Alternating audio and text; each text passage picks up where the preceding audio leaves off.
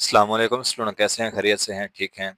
अच्छा स्टूडेंट, तो हमारे पास एक्सरसाइज है, एक्सरसाइज 6.8 है। फाइंड दी, उसने कहा है at term of the arithmetic arithmetic और geometric sequence where the arithmetic part is. आपके पास अरिथमेटिक पार्ट है और ज्योमेट्रिक पार्ट है। ठीक है, आपने क्या करना है, एट्थ टर्म इसमें मालूम करनी है। ठीक हो गया। इसमें देखिए स्टूडेंट, मैंने यहाँ पर लिखा हुआ है कि अरिथमेटिक आपके पास प्रोग्रेशन है 1 4 7 है।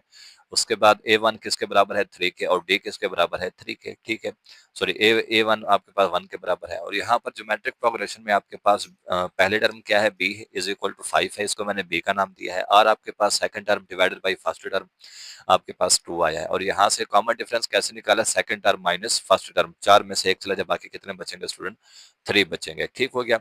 उसके बाद देखिए स्टूडेंट, यहाँ पर उसने कहा है आपने एट्थ टर्म मालूम करनी है। अब एट टर्म इसकी मैंने अलग से निकाली है कि A8 is equal to A1 plus 7D। ठीक है, n-1 लिखते हैं, 8 में से 1 चला जाए, बाकी 7 बचेंगे। A1 की जगह पे 1 लिखा हुआ है और D की जगह पे आपके पास 3 लिखा हुआ है। 7 को 3 के साथ मल्टीप्लाई करें 21, 21 और 1 कितने हो जाएंगे 22। इसी तरह से हमने B8 निकालना है ज्योमेट्रिक में। B8 is equal to B1 R power 7 है, और यहाँ पे कितना है 2 है। ठीक है, और 2 की पावर 7 आपके पास कितना आएगी 128 आएगी। इसको मल्टीप्लाई करेंगे 600, आपके पास 40 आ जाएगा। ठीक है, अब हम इन दोनों को क्या करेंगे, multiply. A8 is equal to A8 multiplied by B8। ठीक है, तो दोनों को मल्टीप्लाई करेंगे, आपके पास ये इसका एक फाइनल आंसर आ जाएगा। ठीक है, ये इसकी 8वीं टर्म होगी। ठीक है जी। उसके बाद स्टूडेंट, मैंने यहाँ पर क्वेश्चन नंबर 2 की हेडिंग नहीं डाली, लेकिन मैं आपको बता देता हूँ कि उसने क्या कहा है स्टूडेंट। ठीक है, इसमें देखिए स्टूडेंट, उसने ये कहा है कि आपके पास बिल्कुल same as it is find the nth term. यहाँ पर आपने क्या मालूम करनी है, nth टर्म मालूम करनी है of arithmetic arithmetic geometric sequence है वेयर अरिथमेटिक पार्ट। ये आपके पास अरिथमेटिक पार्ट है जी। ठीक है, और ये आपके पास क्या है स्टूडेंट, ज्योमेट्रिक पार्ट है। जो अरिथमेटिक पार्ट में देखिए आपके पास पहले टर्म है A, और कॉमन डिफरेंस निकालेंगे, 7 में से 3 चला जाए, बाकी 4 आएगा। यहाँ पर B आपके पास फर्स्ट टर्म है, और 6 को तकसीम करेंगे 2 पर, आपके पास 3 आ जाएगा। ठीक है, यहाँ पर मैंने लिखा है इसका formula an is equal to A1 plus n-1d है। ठीक है, और यहाँ पर n की जगह पे देख लें स्टूडेंट n ही है, क्योंकि nth टर्म मालूम करनी है। 4 को यहाँ पर ज़र्ब करेंगे, 4n आ जाएगा, -4 आ जाएगा। ठीक है, 4 में से 3 चला जाए, -1 बचेगा। ठीक है, ये आपके पास एक ये होगी। दूसरी आपके पास स्टूडेंट क्या है, Bn is equal to B1 R power n-1 है। तो यहाँ पर B की जगह पे 2 आ गया, R की जगह पे कितना आ गया 3 आ गया। nth टर्म मालूम करने, दोनों को मल्टीप्लाई कर दें। ठीक है, यहाँ पर आपके पास क्या आ जाएगा, 4n-1 multiplied by 2 multiplied by 3 power n-1 है। ठीक है, 2 यहाँ पर आ जाएगा, 4n-1 multiplied by 3 power n-1, ये इसकी क्या है, nth टर्म है स्टूडेंट, फाइनल आंसर है जी। ठीक है, उसके बाद स्टूडेंट आपके पास क्वेश्चन नंबर 3 है, इसकी भी मैंने स्टेटमेंट लिखी है, आप जरा बुक से देख लीजिएगा। मैं आपको बता देता हूँ कि कंसीडर दी अरिथमेटिक ज्योमेट्रिक सीक्वेंस है डिफाइंड बाय अरिथमेटिक पार्ट। आपके पास यहाँ पर स्टूडेंट आगे ये दिया हुआ है an+1 is equal to 2n+5। Arithmetic में और ज्योमेट्रिक में आपके पास ये गिवन है। उसने क्या, फाइंड द n टर्म आपने मालूम करना है और सम मालूम करना है पहले 3 टर्मों का। इसमें देखिए स्टूडेंट, मैंने यहाँ पर थोड़ा सा सिंप्लीफाई किया है। n को यहाँ पर मैंने पुट किया है n-1। ठीक है, क्योंकि यहाँ पर मैंने n लाना था, इस वजह से। ये अपने जरा ज़हन में रखिएगा, क्योंकि स्टूडेंट क्वेश्चन करते हैं कि सर यहाँ पर आपने n-1 क्यों पुट किया है n की जगह पे। ठीक है, तो यहाँ पर आपके पास स्टूडेंट क्या आ जाएगा, ओनली an आ जाएगा। ठीक है, और यहाँ पर जब हम इसको पुट करेंगे इस n की जगह पे n-1, तो 2n-2, तो 5 में से 2 चला जाएगा, बाकी कितने बचेंगे, 3 बचेंगे। ये आपके पास इसकी nth टर्म ये एक ये आ गई है।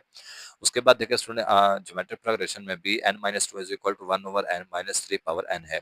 यहाँ पर n को हम क्या पुट करेंगे, n+2, क्योंकि इधर क्या है, -2 है। ठीक है, तो यहाँ पर स्टूडेंट आपके पास क्या आ जाएगा, 2 से 2 कैंसल आउट, तो बी n आ जाएगा। ठीक है, और यहाँ पर हम पुट करेंगे n+2, तो इसको देखिए स्टूडेंट, मैंने यहाँ पर सॉरी इधर -3 आता है, और फिर इसकी पावर कितना है, 2 है। ठीक है, -3 की पावर 2 आपके पास कितना आ जाएगा स्टूडेंट, 9 आ जाएगी। 9 से 9 कैंसल आउट, -3 पावर n आ जाएगा। ठीक है, ये पहले 3 क्वेश्चन बिल्कुल एक जैसे हैं स्टूडेंट।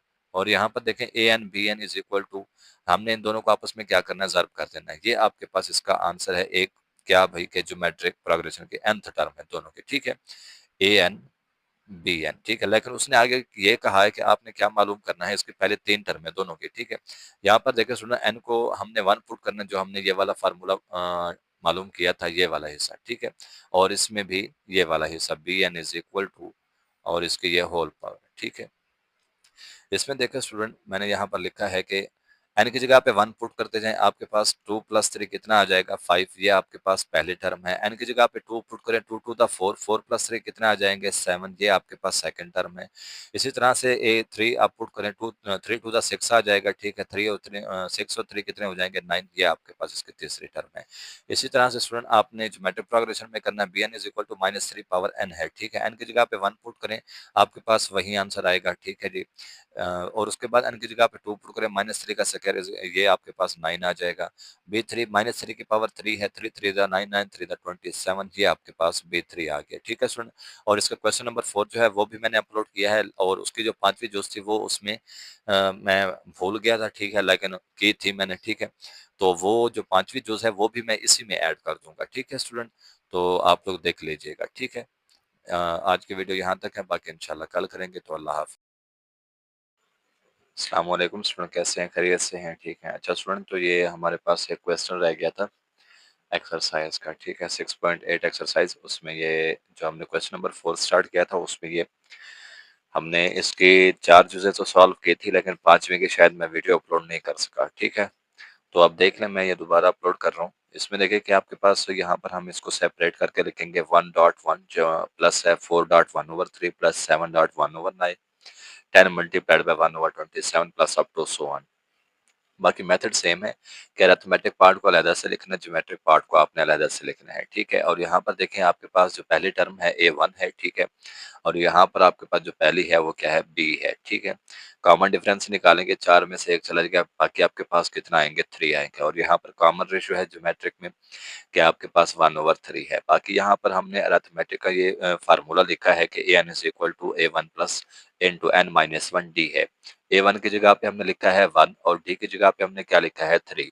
3 को अंदर ज़र्ब करेंगे, आपके पास 1 प्लस 3n माइनस 3 आ जाएगा। 3 में से 1 चला जाए, बाकी -2 बचेंगे, ठीक है स्टूडेंट। बाकी हमारे पास यहाँ पर एक फार्मूला लिखा हुआ है कि सम ऑफ सीरीज है S N is equal to A B divided by 1 minus R D B R divided by 1 minus R whole square और D B R power N divided by 1 minus R whole square है, ठीक है। Minus N B R power N 1 minus R. यहाँ पर हमने simple values put की हैं कि ए की जगह पे 1, बी की जगह पे 1 है, 3 है, और यहाँ पे 1 है, 1/3 माइनस 3 1 है, 1/3 यहाँ पे पावर इसके कितना है n है, और यहाँ पर भी इसकी पावर कितना।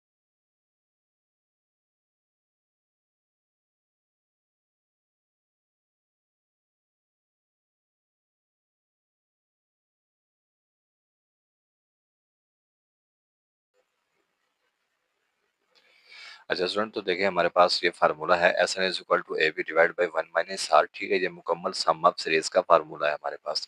तो हमने जस्ट क्या करना है, ए की जगह पे और बी की जगह पे इनकी तमाम की वैल्यूज पुट कर देनी है, ठीक है। आर की जगह पे यहाँ पर डिनोमिनेटर में हमने क्या लिखना है 1/3, ठीक है, जिस तरह से मैंने ये लिखा हुआ है, ठीक है। उसके बाद देखें यहाँ पर हमने सबकी जगह पे उसकी जो वैल्यूज हैं जो हमने फाइंड की हुई है वो हमने पुट कर दी है, ठीक हो गया स्टूडेंट। तो उसके बाद देखें यहाँ पर हमने इससे अगले स्टेप में क्या किया है, 1 ओवर इधर एलसीएम लिया है डिनोमिनेटर में सबका, ठीक है। और वैसे भी सबका सारे का जो लिखा हुआ है डिनोमिनेटर में एलसीएम ये सेम ही आएगा, ठीक हो गया। उसके बाद देखिए यहाँ पर ये 2/3 है, 3 ऊपर चला जाएगा तो 3/2 बन जाएगा। इसका आप स्क्वायर लेंगे तो 4/9 आएगा, 9 ऊपर जाएगा तो 9/4 बन जाएगा, ठीक है।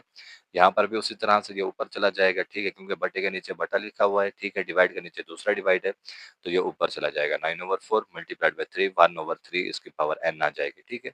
यहाँ पर भी ये उसी तरह से ये 3 ऊपर चला जाएगा, ठीक हो गया स्टूडेंट। तो उसके बाद देखें हमारे पास यहाँ पर ये बन जाएगा कि 3 ओवर इसका हम एलसीएम लेंगे, ठीक है, ये 4 आ जाएगा, ठीक है।